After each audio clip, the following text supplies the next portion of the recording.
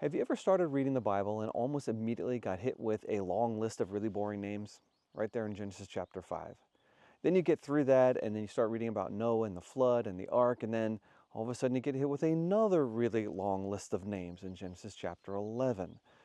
Biblical genealogy is tedious in some ways, but it's amazing in other ways. And if we push through the issues, we can learn so many really important and incredible things. Hey, I'm Dr. Rob. This is Biblical Genetics. Today I'm sitting on the shore of a beautiful lake early in the morning in Norway. I got invited to come and speak at 2 conferences in this beautiful country.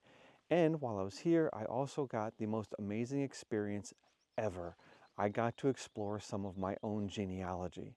I'm sitting on the property of what's called a mission farm.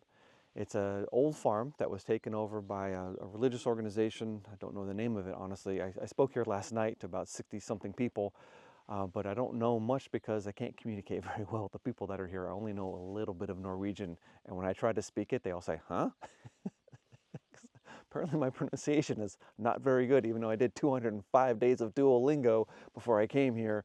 I know a lot of vocabulary, but man, languages are fun and difficult. But I wanted to learn a little bit because I'm coming to my home country. See, my mother's grandfather was born here. In fact, not only do I get to come to Norway, I'm right nearby the old family farm. I can't believe it. One of the people who were organizing this, we had dinner over at his house last night, and he and his wife treated us to a lovely dinner. They had a dairy farm, and he showed us the school building that was built in the early 1900s, where all the kids in the area would come and go to this one-room schoolhouse.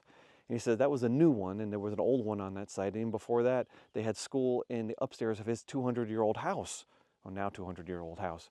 So I'm expecting that some of my family attended that school.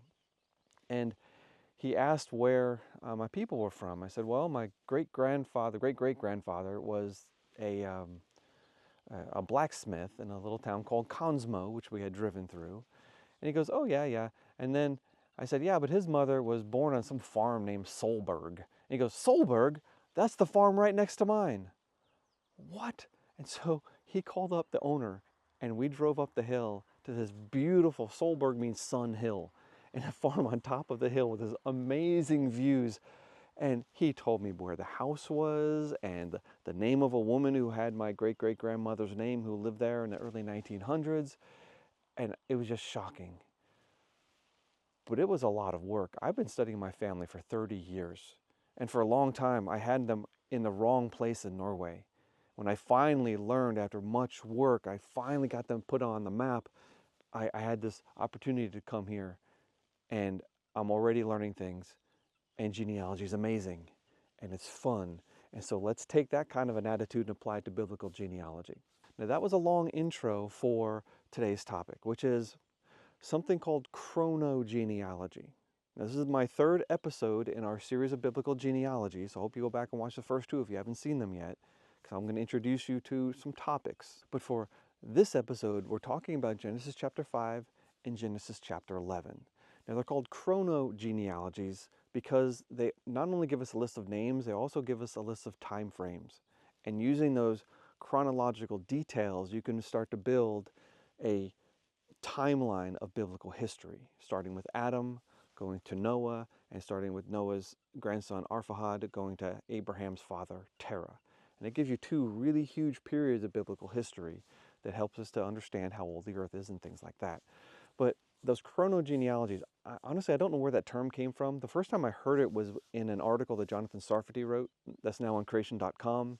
Well, that article's where I learned it. Maybe he coined the phrase, because he does coin a lot of phrases, or maybe he got it from somebody else. I'm not sure. But chronogenealogy is a list of names associated with years that we can use to build a chronology. And Genesis 5 and Genesis 11 give us that. Now, those chapters are also very formulaic. It's multiple times in a row in Genesis chapter 5. And Adam was 130 years old when Seth was born, and Adam lived another 800 years, and the total lifespan was 930 years. Now, putting aside the ages, because I know that floors a lot of people, put that aside for a moment, that formula is repeated multiple times throughout the whole thing, but it's also a very important thing mathematically. when you read different versions of different ancient manuscripts, you realize pretty quickly that the numbers are very variable. Now, I don't know why, but for some reason, when you go from one manuscript to another, the things that get corrupted quickly are numbers. But in Genesis chapter 5, because we have a number plus another number and the sum, that check means that it's very difficult for a scholar to make a mistake. Because if it makes a mistake, the numbers don't add up. So in order to get a mistake to work, you need two mistakes. And that raises an interesting question about the Septuagint Bible, the Greek translation of the Old Testament that was done in 200 something BC. The numbers in Genesis 5 and Genesis 11 are different in the Greek versus the Hebrew. Now, I'm not going to go into that here. I've written a whole series of articles that are on creation.com on that topic. And after studying a long time, even though I was willing to be persuaded, after studying a long time, I'm persuaded that the Masoretic Hebrew, that's the basis of our English translations, those are the original numbers, and the Septuagint changed. And so somebody either subtracted or added 100 years from two different columns. They left the total the same, but they subtracted 100 from one column and added to the other column, meaning the people were older when the child was born. And that affects the age of the earth. If every generation is another 100 years, that means the Septuagint over 10 generations adds another 1,000 years for the Bible before the flood. I think the total is about 1,600 years, so it's like maybe 600 or 700 years after the flood. I don't remember the exact number. But the Septuagint has an older time frame because the chronogenealogical details are different.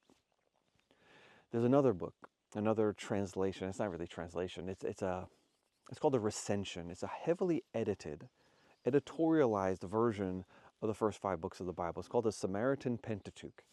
Now, essentially nobody but the Samaritans believes that that's the original. They changed things. They put the temple on Mount Gerizim instead of on where the temple is in Jerusalem.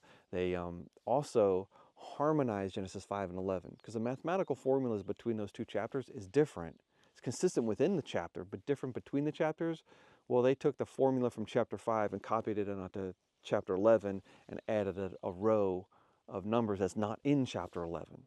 But that it is what it is. So we're talking about Masoretic versus Septuagint versus Samaritan Pentateuch. Samaritan Pentateuch being an obvious editorialization.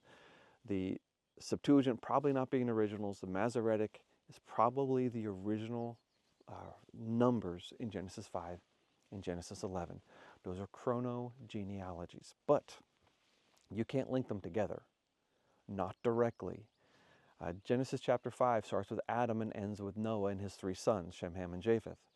Genesis chapter 11 starts with Shem, okay, and then goes to Terah, but the chronology is broken. We know that Arphaxad is born 2 years after the flood, and we know from earlier chapters that the flood happened in Noah's 600th year, and it ended in his 601st year. So knowing how old Noah was at the flood means you can go from Adam to Noah, and then the flood happens in his 600th year, and if Arphaxad's born 2 years after that, then Noah was 602? Or, I see questions here. What does 2 years after the flood mean? After the beginning of the flood, which lasted a year? After the end of the flood? Or in the second calendar year, like if the flood ended in the spring, that's year 1, and then next year, is that year 2?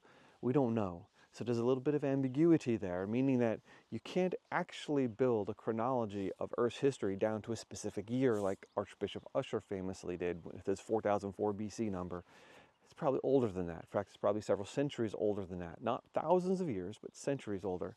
I explain that in an article that's now on creation.com, The Biblical Minimum and Maximum Age of the Earth, if you want to go into the chronological details. But I just wanted you to understand from a genealogical perspective. Genesis 5, Genesis 11 are chronogenealogies, and they help us to build a time frame of Earth's history. You can link them together using the accessory details, and then after you get to Terah, you can go to Abraham, Isaac, and Jacob in the biographical details in the Bible. It's not a list of names and a list of numbers, but you can tease out how old the father was when the son is born. And you can do that all the way to Moses, actually.